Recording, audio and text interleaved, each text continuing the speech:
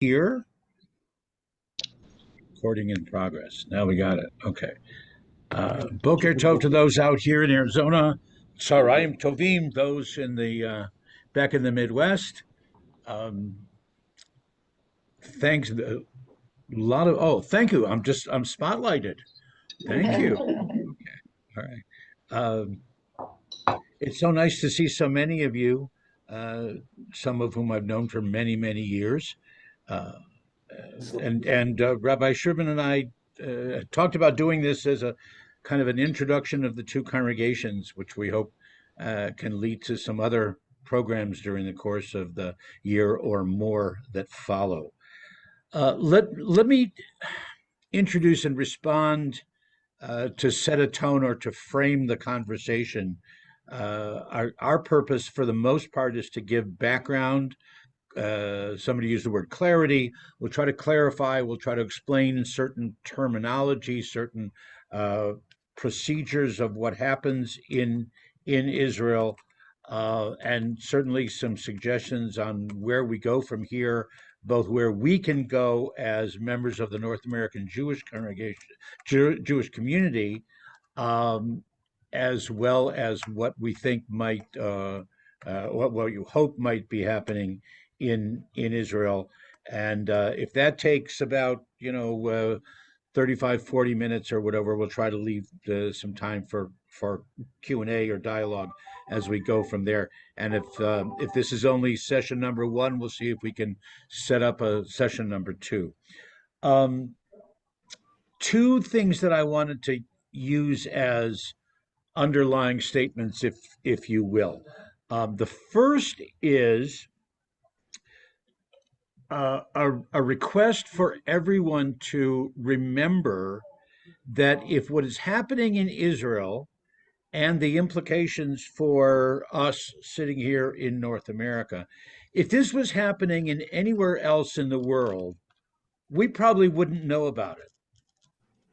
Mhm. The reality is that this is happening in a relatively free society, and the press is there, and the newspapers are there, and the radio and the television and the Facebooks and the TikToks and whatever. So we are all literally participating in this, whereas in most other countries around the world where there are demonstrations against the government, those protesters or activists are either imprisoned or, at worst, perhaps even attacked and and harmed, if not killed.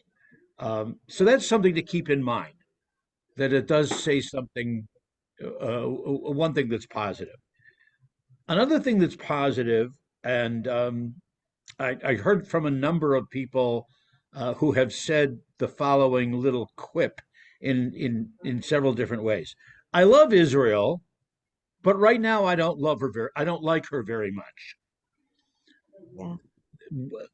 The our fear of what, because of what's going on in Israel for most of us, is because of that love and Mhm. because of what we see as a strong danger and threat to the country that we do love, that we visit, that we support, and also what it means for the relationship between Israel, the Jewish state, and the North American Jewish community, if not even for Israel as a modern political entity and the United States of America.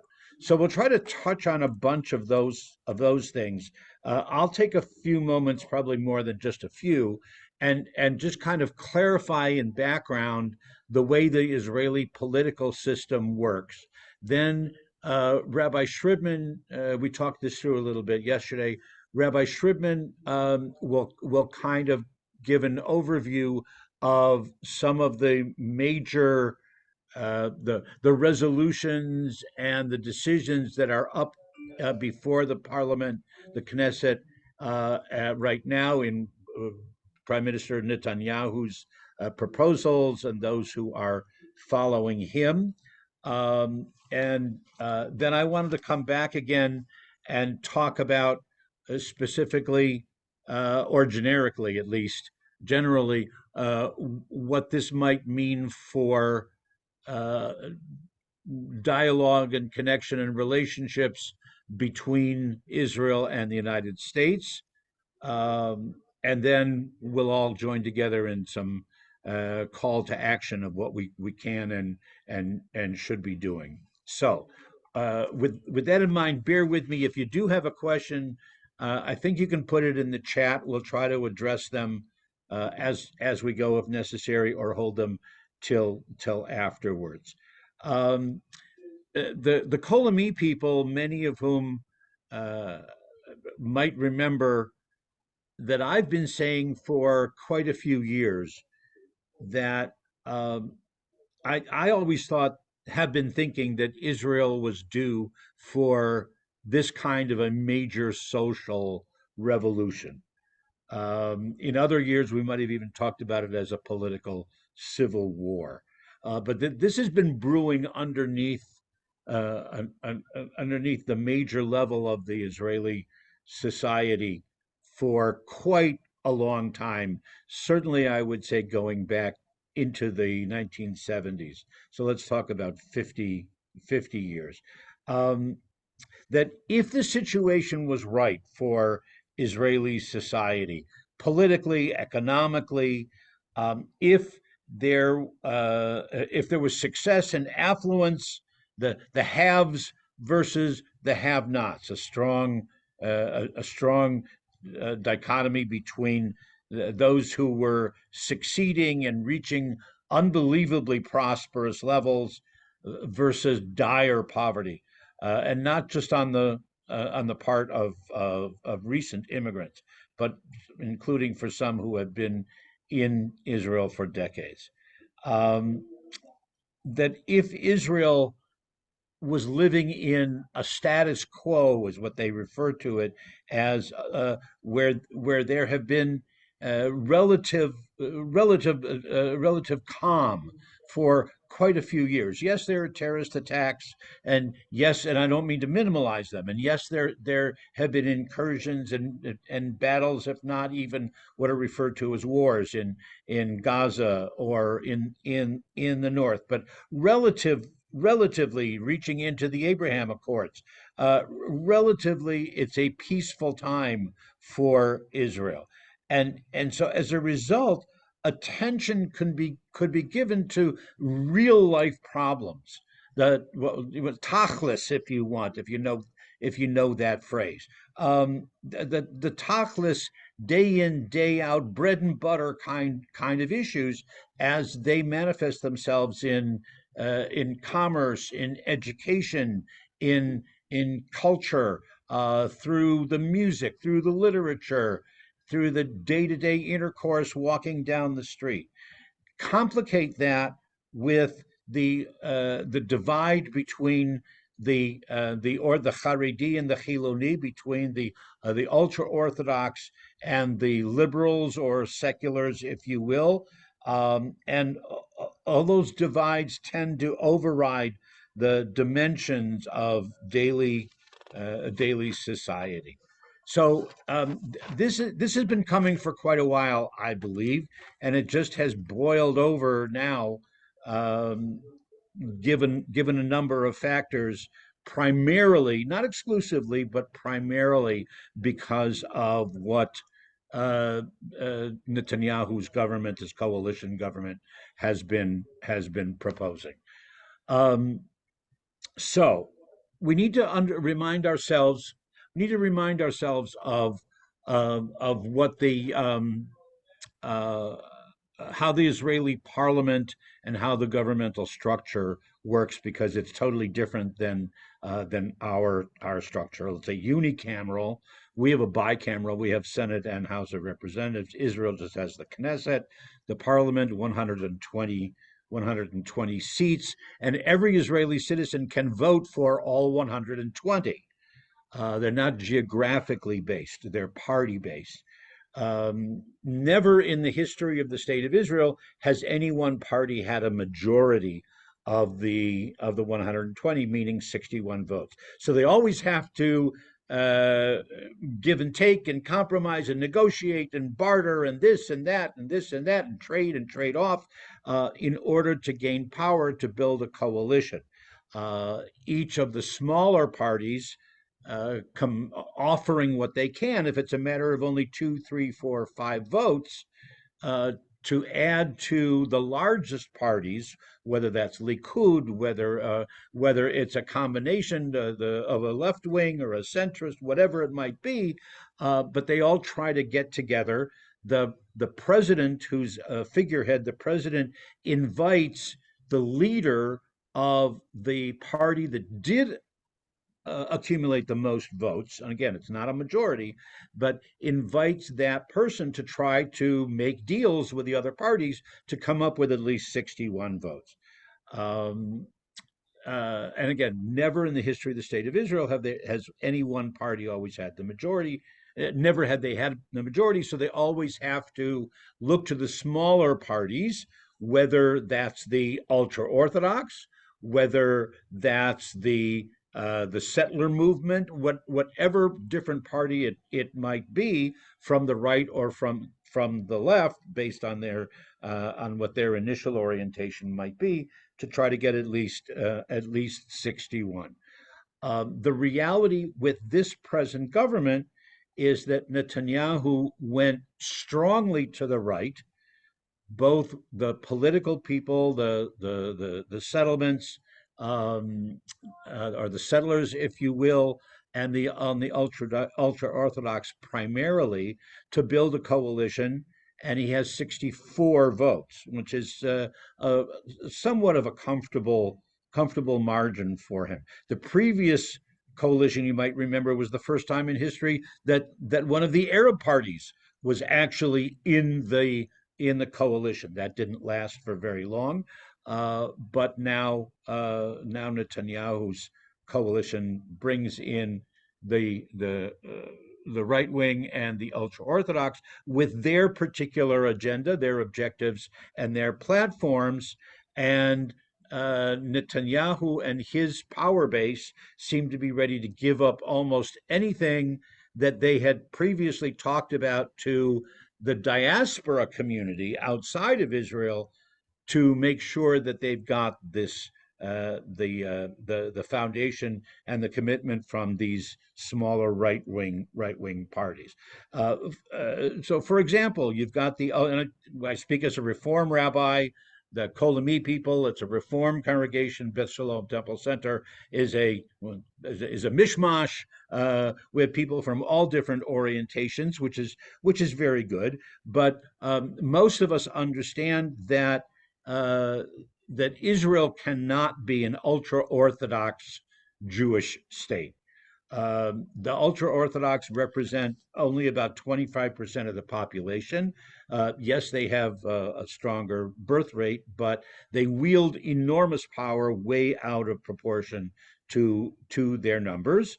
And we'll talk more about some of their issues in a minute or two. The settlers establishing settlements throughout the West Bank, or Judea and Samaria, they call it, the right wing parties. Some of them are religiously oriented, some of them are not. They also wield enormous power, and they receive enormous benefits, as do the ultra orthodox, because of their their willingness to go along with the coalition. They basically said, well, if you give us the money, or if you give us the authority in our small purview, we'll go along with whatever it is that you say. And again, I'm simplifying, but I'm trying to make people understand the situation. The Arab and Druze citizens who do have a right, who do have a right to vote, who do serve in the parliament, who do serve on the courts, they're kind of left out of the coalition entirely, because they don't have enough votes or enough influence to negotiate with Netanyahu. In this case, I'm not sure that he would want to negotiate or even offer anything to them as not. So that's the way the parliament is structured. totally different than the way our government works. But we need to realize how much of the give and take and the back the backroom deals, how much they have to do with it. Another thing to remember is that Israel does not have a constitution. They only have the Declaration of Independence. They refer to the DOI, the Declaration of Independence, which is based on universal values, based certainly on the understanding of Jewish history and the connection of the Jews to the land of Israel, but recognizing that there are others who have interest in the well-being of the state also. The Declaration of Independence is firmly committed to Jewish and Zionist and democratic values, stated very, very explicitly in the DOA. The Orthodox that in 1948, at the establishment of the state 75 years ago, that did sign on to the Declaration of Independence are not the same ultra Orthodox who wield such power today. As a matter of fact, Rav Kook, the first chief rabbi of Israel, and as well as on the left, Ben Gurion and his, what I guess in American phrase, the founding fathers, if you will, or the founders of the state in 48, they would all, but from both the right and from the left, they would be humiliated, they would be astonished, they would be mortified at what the ultra-Orthodox are trying to do and have accomplished so far in the state of Israel. So the objective. Oh no, I'm sorry. The pattern through the Declaration of Independence and 75 years of precedent is that when it comes to the judiciary, which is one of the most important aspects of this whole set of proposals that the Netanyahu government is trying to push through, is the precedent has been that there's an objective, nonpartisan panel from the legal profession that appoints judges throughout the country and all the way up to the Supreme Court, or what they call the High Court of Justice.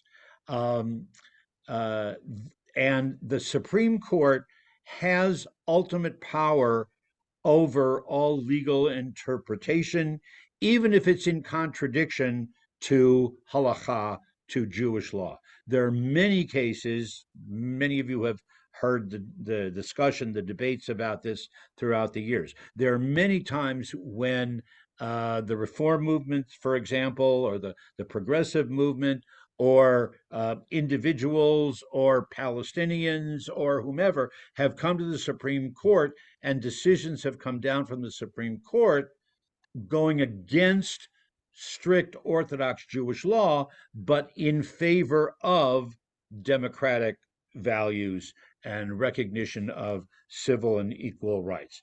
And that's, again, one of the underlying problems for the ultra Orthodox and the severe right wing.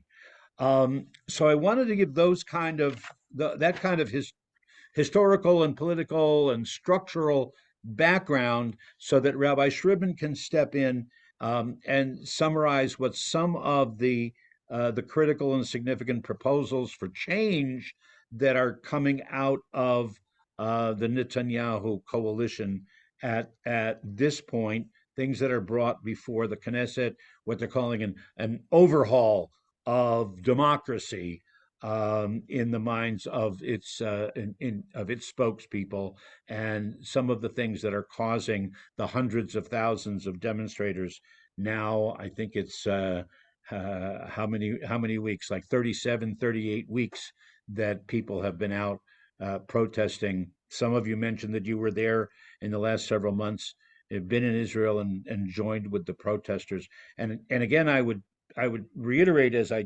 mentioned when I started, is that if in many, if not most other countries around the world, if there were such a level of protest and demonstration against the government, who can imagine what kind of repercussions there would be to those demonstrators and to the media that would be covering it?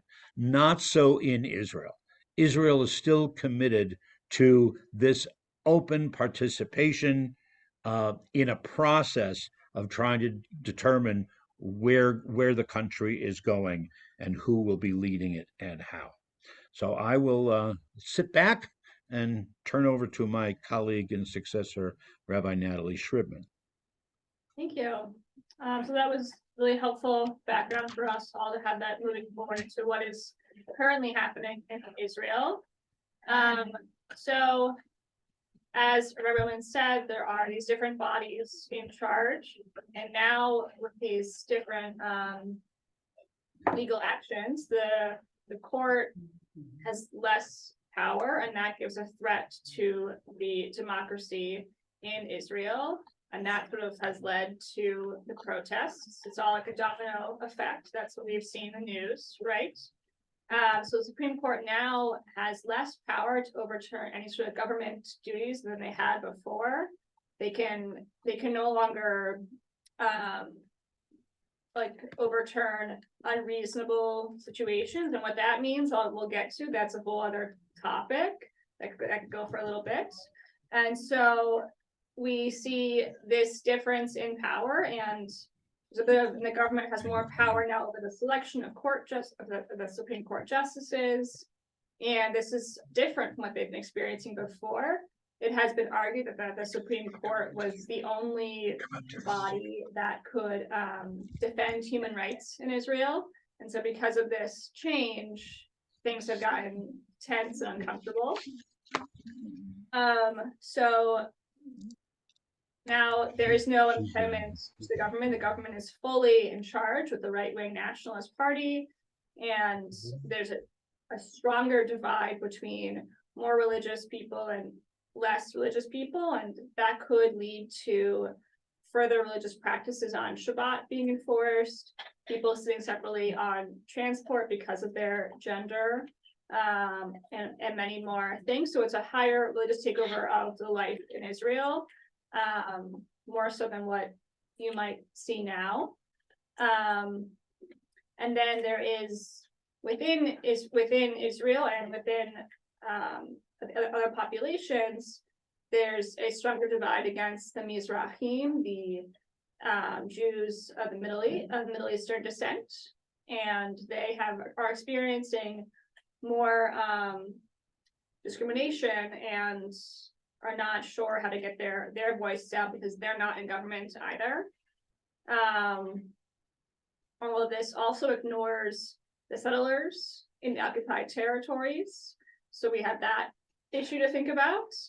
And so there's a lot going on and a lot for the government to deal with. And that is why there are protesters. They're also trying to figure out what to do next and to find some sort of like reassurance in this process. So I want to move to what they mean by unreasonableness and reasonableness. Now, I can't say I understand it fully, because that's a really vague word. It can be used for a lot of things, but from what I've gathered is that this actually wasn't really defined in any law passed by Parliament, and the definition and the application of it has been developed by the judges, but that was developed before the 1960s. So this is not so current, and it may feel like, because it's not current or modern-ish, it may not feel like it's even relevant or possible to be still applied to the government, but it is. And so it has to do with decisions that are made without considering all relevant lines or without giving relevant weight to each issue, or by applying too much weight to irrelevant factors. So all of those things can deem something to be unreasonable or reasonable, and by having this be the overlying like definition and reason why we can't have certain laws be passed, ministers and people in charge are forced to consider whether their decision should survive, and it prevents them from also carrying out what they were actually elected to do. So it becomes inconsistent, and the people who have elected them, these protesters, aren't feeling heard And so they've gone to the streets again to express their fears. And that is one way that they might try and be heard. It's unfortunate how they're being treated when they're protesting. That's sort of where we are now, with the Supreme Court having less power and in results, the leaders having less power as well. So let's see. Is there anything I missed in what I was supposed to explain for a moment? I think that pretty much covers what I have gathered from the news and what I can portray. Would you like to add anything? Comment. Oh, and there's a comment. Emmanuel. Maybe you could add some perspective. Oh, I would like to. So sorry. I would like you. I think, being that I'm not a rabbi, I don't have to be very subtle and political. And I would like to add the perspective of the Israelis, if you will. Number one, Bibi Netanyahu is just a figure today who has no control over his government. The Likud party is afraid to speak up, the members, because they want to hold on to power. Therefore, it left a big hole over there for the religious Orthodox, like the rabbi said, people who are in the minority. They now own the country, and they can do what they want, especially that they have a few of the extreme right wings of the Likud party members joining them. In the Orthodox, or if you will, that part of the government, they have two powers that are pooling. One of them is the ultra-Orthodox who want to turn Israel almost to Iran with all the rules and regulations. As an example, they just try to pass a law that takes the yeshiva, whoever goes to school in a yeshiva will get the same rights as an Israeli boy, girl who are a veteran. So they will consider yeshiva studies like service in the military with all the benefits. This is absurd, obviously.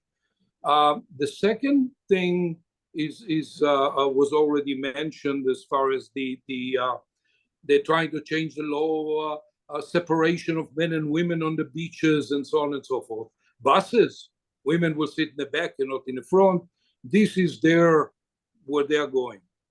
The extreme right, non-ultra-Orthodox side, if you will, the only thing they want is to either go like one of unfortunately, is a minister, one of the member of the Kahana group who was in jail at one time. He wants to kill all the Arabs. So that's all he wants. Smotrich, the other guy, who is not that extreme, but he's extreme in his political views, he want to take over the whole West Bank. As a matter of fact, he even came up and said, there is no country like Jordan. It's all Jewish, should be a Jewish state. What he did last week, they're trying to stop him from doing it through going to the court. He took $200 million that were supposed to have been, they have been designated, as a matter of fact, to go to the Arab villages and communities as they were promised, to take care of them. He stopped paying that money, and he wants to convert the $200 million to the West Bank, because that's all he cared, to build in the West Bank and get all the Arabs out of there. So I had to say that because it's a picture that I think all of you can imagine, or should imagine. Last thing I want to say is this. Quite a few years ago, I, friends, other people, cautioned the Christian community against what's happening in Bethlehem. In Bethlehem, used to be 80% Christians, 20% Muslims. Today, it's over 90% Muslim, 10% Christian. That's what will happen to the conservative and reform movement in Israel if we in the United States will not rise up and go and support the anti-ultra-Orthodox parties. It has to be done because it's hard enough for a conservative person who I am, or a reform, to live in Israel as a free person like you do in this country. It's getting worse. Yeah, the rabbis can attest to that as far as marriages and breaks and whatever else. And it's gonna get worse if we don't rise up and support the Israeli, call them conservative and reform movements there, including the political side. And that's all I had to say for today. Thank you for letting me speak. Thanks, Manny. The reason we hadn't asked you to speak officially is because we thought you were having surgery yesterday. So now it's postponed. So okay, we wish you a Anytime. Okay, I want to just summarize quickly a few articles, and I don't have the official links. I'm sorry. It was something that I tried to do, but if you know me, you know that that's not my strong suit. But if you try to look them up, or we'll see if we can get the links and publish them, make them available for people. Gershon Gorenberg had an op-ed piece in the New York Times on August 3rd. And to summarize it, he said, this is a huge moment for democracy in Israel. It's a big tent of those who are protesting, the way he was describing it. He says, to understand Israel, you have to understand the contradictions. Okay, so this is a big tent of people who are protesting, some of whom have diametrically opposed positions, but they represent the center left, the center right for the most part. You have the liberals, you have the peaceniks on the one side, you have the army veterans on the other side. They are all uniting to defeat the government's dictatorial plans. And again, that's not just Bibi Netanyahu. That's his, as Manny Shaham was saying. It's Netanyahu doesn't even have control over the party that much anymore. It's happening around the world. Leaders hoping for autocratic control, and so in some places they attack the press and the media first. In others, they attack the judicial system and the checks and balances. In Israel, all of the primary issues that affect people in their daily lives, equal rights, the settlements, the ultra-Orthodox, whatever. So hundreds of thousands are now protesting to save what they call democracy. We were told about, with one or two examples of the ultra-Orthodox. Here's another one. And some of my closest friends in Israel, as many of you know, are very, very involved in this particular battle. Not only do the ultra-Orthodox not participate, most of them, far majority, most of them, do not participate in the military, but the budget, the educational budget from the state, recently added, because of the ultra-Orthodox participation in the coalition, an additional, now this is above and beyond what they have been getting, just an additional 3.5 billion, with a B, billion shekels. That's the equivalent of about $950 million. That's additional for the ultra-Orthodox yeshivas and schools that do not teach any of the core curricula, history, mathematics, language, anything. They only teach Torah, Talmud, Orthodox Jewish law, ultra-Orthodox Jewish law. All the issues of Shabbat, gender equality, equal rights that are important to the average citizen do not get addressed. And the reality is that the only blockade to the ultra-Orthodox and their desire to impose, Manny was saying, to make it like Iran, but in the sense of a theocracy, the only hindrance to that has been the Supreme Court. Hence, their desire to completely undermine the power of the Supreme Court and to allow the coalition in the government to be the one who appoints the judges all the way up to the Supreme Court. We, to a certain degree, have seen what happens in the United States when that's the situation also. Denise did put in the chat there what happens to Netanyahu's legal troubles.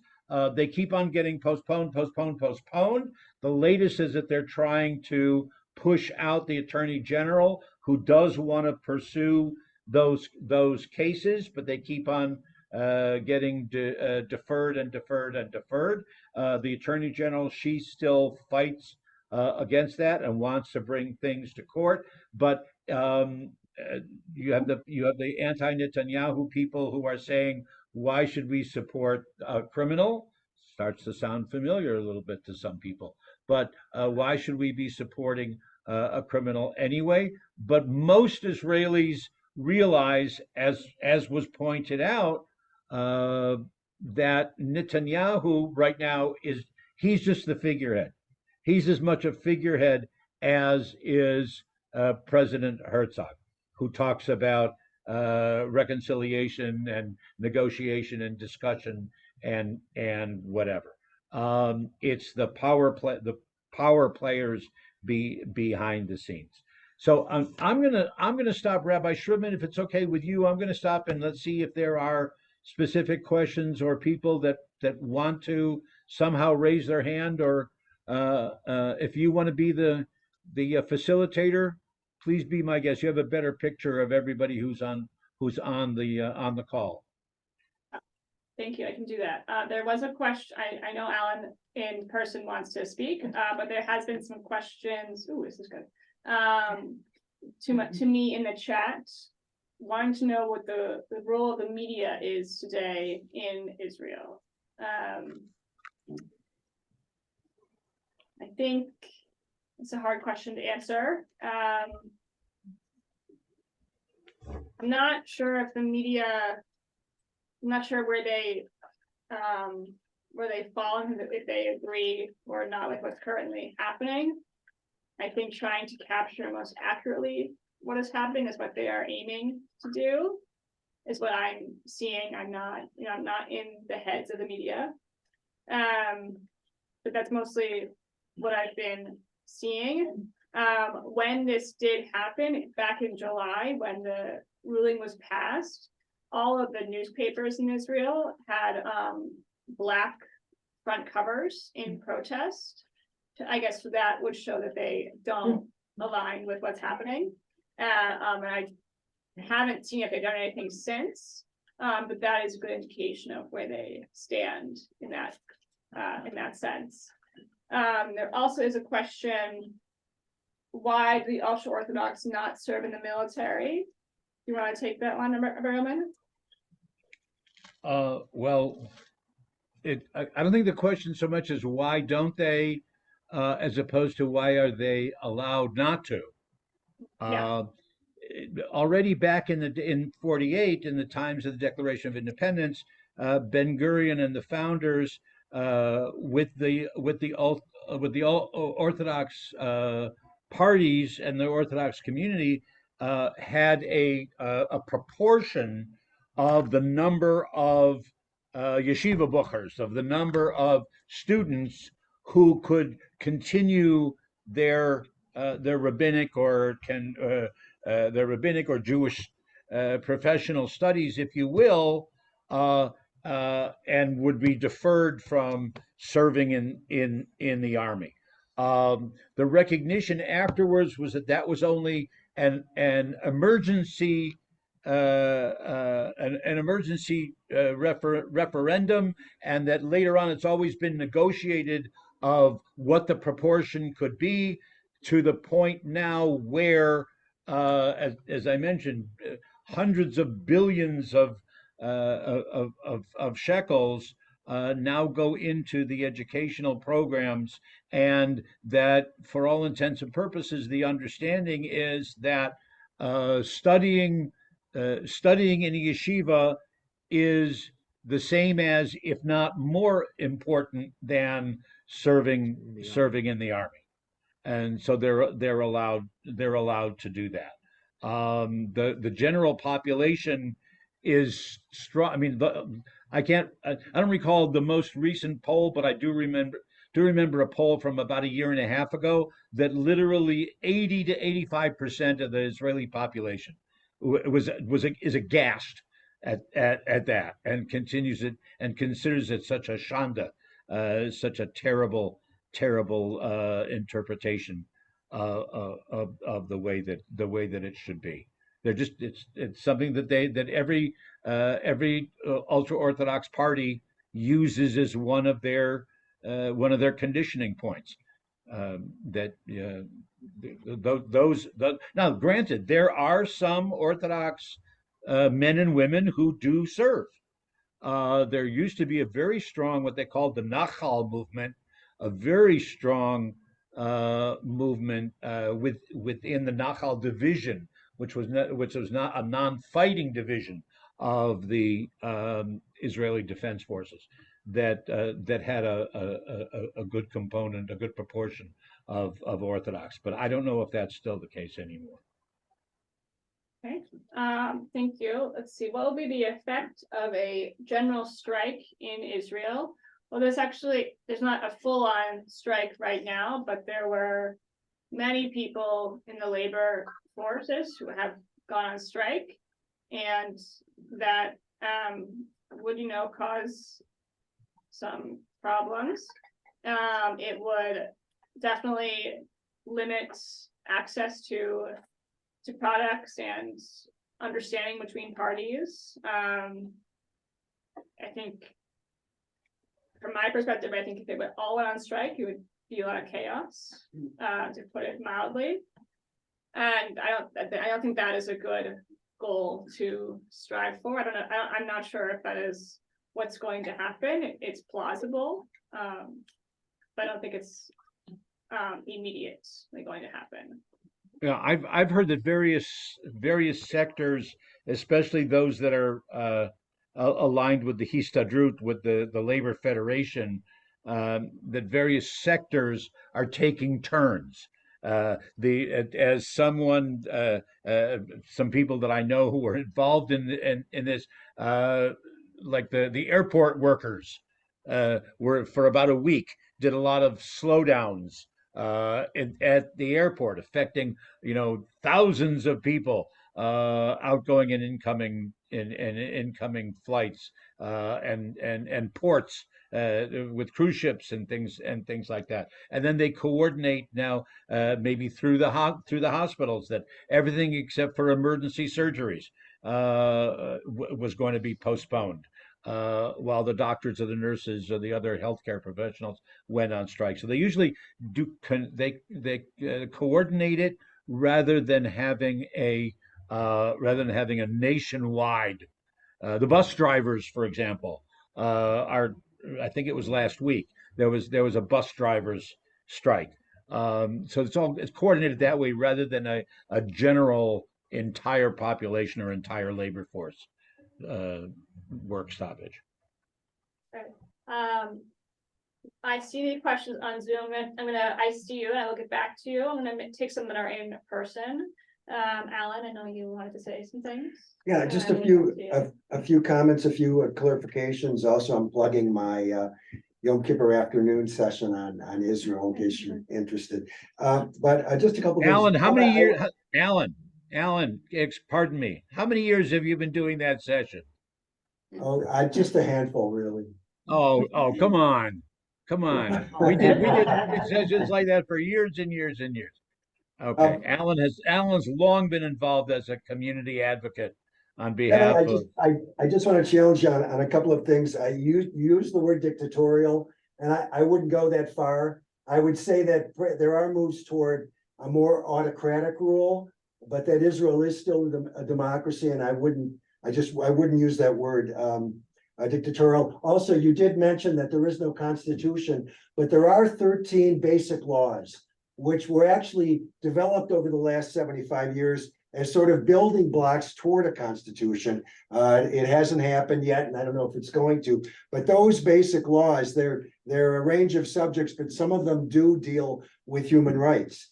So it's not as though Israel doesn't have some of those protections already in place. I would just say a couple of other things. I'm more optimistic than a lot of people who are looking at this, because first of all, Israel is subject to elections. It's still a democracy. The current government could last 4 years, but if there's enough anger, we could have a whole different kind of a government in 4 years or less, which could reverse some of these moves toward weakening the judicial system. Also, currently, yes, one law has been passed to weaken the courts.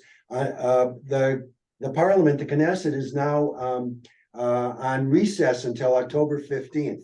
So a lot could happen between now and October 15th.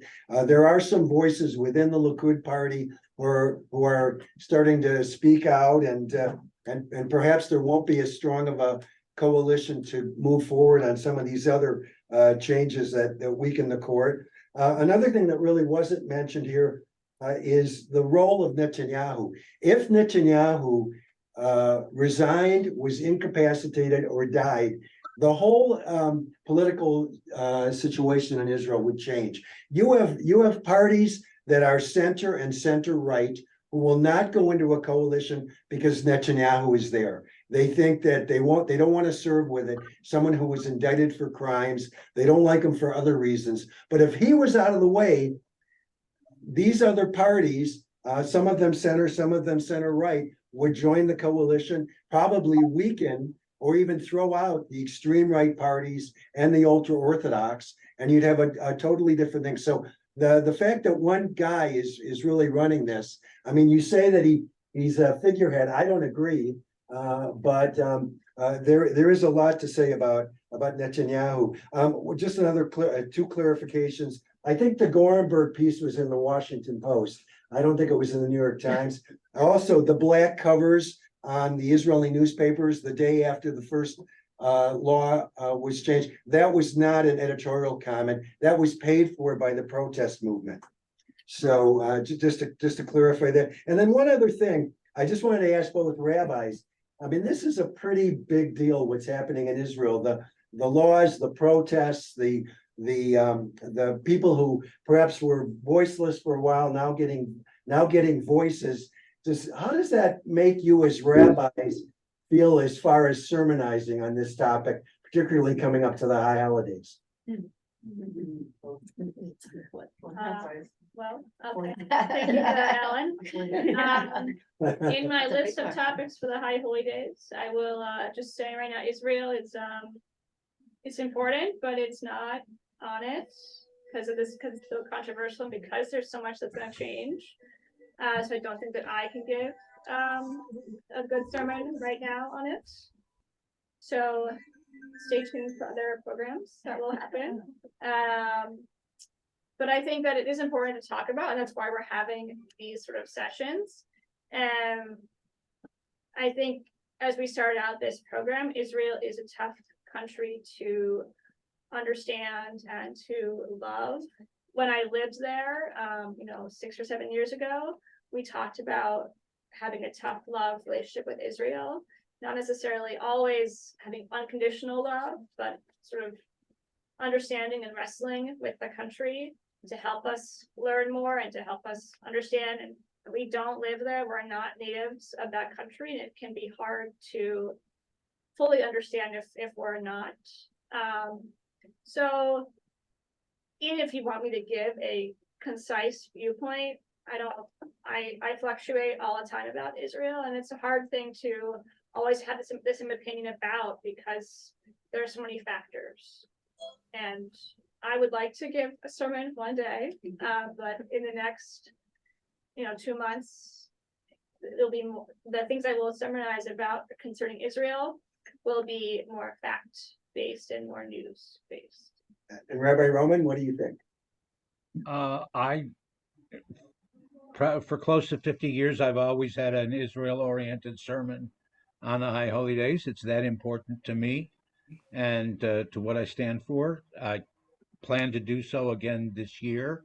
I'm probably going to base a lot of what I talk about in the sense of that this is an important moment and maybe a milestone watershed moment in the history of the state of Israel, but there's still 75 plus years that we celebrate, and that we can turn this into an opportunity to strengthen our ties, to work for shared goals between the American community, the Jewish community, and Israel.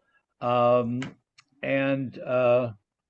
There's an amazing history and sense of achievement, and that we still have a long way to go, but we have a lot to share that we have shared and will continue to share. So more than, I don't want to give the whole thing away, at this point, but and Alan, I'm gonna double correct the Gornberg op-ed, because I just looked at it this morning, was in the Times. Okay. On August 3rd. Okay, thanks. Okay. Okay, there's another question here by, oh, yes, I'm sorry, thank you. What was your question? Hi, I'm Ruth Ruth, thank Katznelson. you. Hi. I don't know why I can't say why the extreme Orthodox don't serve in the army, the military, but I do know that there's a very strong belief within fundamentalist Jewish thinking that the world is turning on its axis because people are studying Torah. And I just want you to understand that's the power that they believe the study of Torah has. So why would they need to study? Why would they need to serve in the army? I mean, they're doing greater stuff than that. Now, I'm not saying I believe in it, but I believe that there are people that intelligent and admirable people who literally believe that the world is turning on its axis because they are studying Torah. And that is why I think that there are Jews in Australia, because the Rabbi wanted people to be in every time zone to study Torah. So that's the power that they think they have. Okay. Thank you. Mark Wilner, do you want to ask a question? If you're still there? Yeah, I'm still here. Hi. Thank you for your patience. Actually, just a few comments. One, as I mentioned, I had been involved when I was in Israel on some of the Saturday night demonstrations. It's amazing to see the broad spectrum of people, secular Jews and Orthodox Jews, not ultra-Orthodox, but Orthodox Jews, progressive Jews, all demonstrating, feeling that they are losing control of their homeland and of their country. So that's one thing. The other is a concern that I have, and I'm not a conspiracy theorist, but about the security of Israel. And this has nothing to do with the reservists going on strike or not showing up for training. It's the ultra-Orthodox. To me, it seems like the ultra-Orthodox and the settlement movement are choking off funds, pushing for annexation to almost cause a revolt by the Israeli Arabs and the Palestinians living in the territories. And to me, that's everything else is a huge concern. That could be worse. I hate using the word holy war, but it can turn, in my own feeling is, it could possibly turn into a holy war itself. Just seeing, I noticed that I don't know if it was Benavent or Schmertzwitz cut off funding for I think it was East Bank Arabs to go to Hebrew University because he claims it's training them to be terrorists at Hebrew University. Just kind of interesting thought process. For everybody, the important thing for us is to stay informed and to get as much information as we can. The Israeli press, like the press here, goes from the New York Post to the New York Times. But there is it does have a bit of a bent. But there is an Israeli newspaper you can get online, which is Haaretz, which will give you a good, clear picture of what's going on. And as I said, it has a bent itself. And rabbis, if you don't mind, I like to pull a little thing in for the URJ. There's a movement here in the United States, ARTSA. It's artsa.org, which has updates on what's going on in Israel.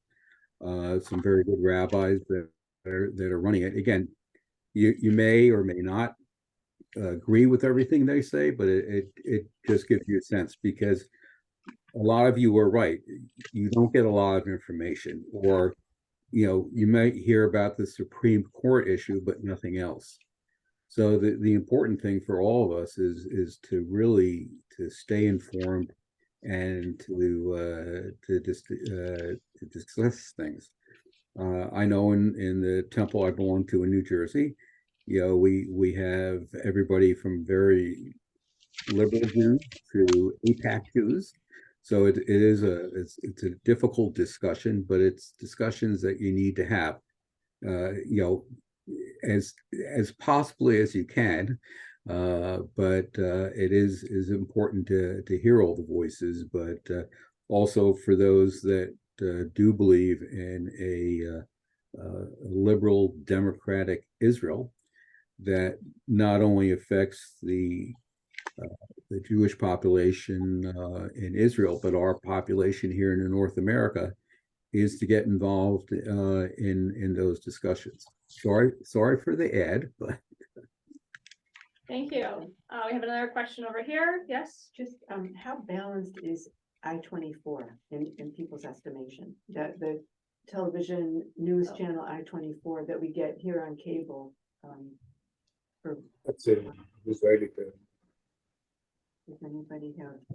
So the question was, how balanced in viewpoint or portrayal is the channel I-24, which is a cable channel I personally don't watch, that's why I don't know. If there anyone else that It's Israeli like news, and they cover the whole world. It's kind of like yeah. I watch it. I think it's okay, but of course there's a limit to television viewing. And for those who don't know, there are 5 Israeli daily newspapers that publish in English online. And maybe we should put that into the chat or send it out in some way. So there are a lot of sources beyond American media or I-24 that if you really want to take the time, there are 5 Israeli newspapers that publish daily in English that are available online.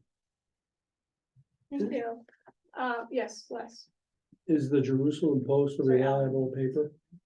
I believe so. Yeah. So this is a good transition. Thank you for doing that. A good segue into our closing topic to offer some future reading and future ways to get involved, or call to action. Did you have anything you wanted to start with, everyone? Yeah, and I just want to take 2 minutes to throw something else out. I found this very, very interesting. For those of you who do read Tom Friedman, whether you agree with him, disagree with him, but there was an interesting series of interviews that he did. I guess it's trial balloon. I guess it's just throwing things out into the megasphere to see how people react to it. But he had a couple articles, I guess about a week ago, uh, after one-on-one interviews with President Biden, and he seemed to be saying that there's something going on, underneath or behind the screen of all that's going on in the way that the United States is responding to the Mtzav, to the situation in Israel and the demonstrations and what Netanyahu is trying to Netanyahu and his people are trying to do. Um, Tom Friedman seemed to be saying that there's a grand dream at play, and the grand dream is between the U.S., Israel, and Saudi Arabia. Now, bear me out for a minute.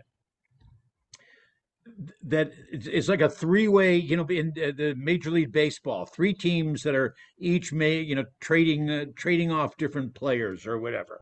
So Israel agrees to halt this overhaul, to backtrack it, whatever, and affirm all the democratic principles and the checks and balances and the separation of powers, et cetera, et cetera. Israel agrees to freeze all settlements in the West Bank. Israel agrees to ease restrictions on um, uh, uh, uh, on on Palestinians, and security procedures and Arab citizens and whatever, and make life more reasonable, if you will, more accessible in that sense. The United States um, agrees to continue military aid to Israel. There's a whole other situation we didn't talk about, but you might know that there's a strong move in United States Congress now to start withholding or at least reducing the amount of military aid to Israel in Congress. The So the United States would commit to continue that. United States would give additional favored nation status to Israel and to high tech development, et cetera, et cetera, et cetera.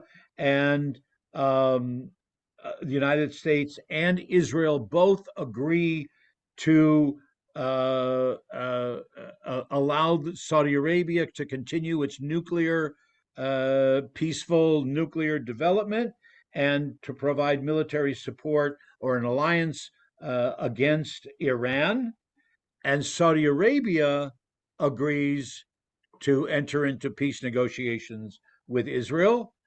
And Saudi Arabia agrees to provide literally unlimited money to the Palestinians, Gaza and West Bank, not filtered through the Palestinian Authority or Hamas or any of the terrorist organizations, but only through the NGOs and only through nonprofit foundations that are agreeable to Israel and the U.S.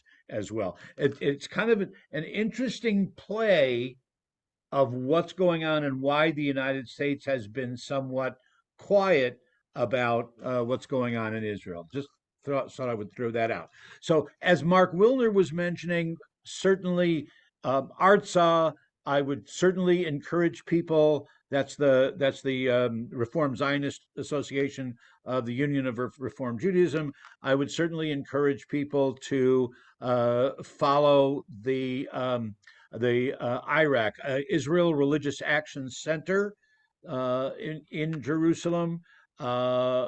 Read those newspapers online. The Times of Israel is the one I follow. David Horowitz, who's the who's the editor of the Times of Israel. I follow a lot of the things that he writes as well. I find them very, very insightful and illuminating.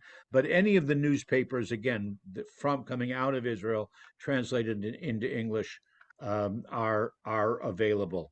If you haven't read it, pick up a copy of Noah Tishby's book about Israel as a primer.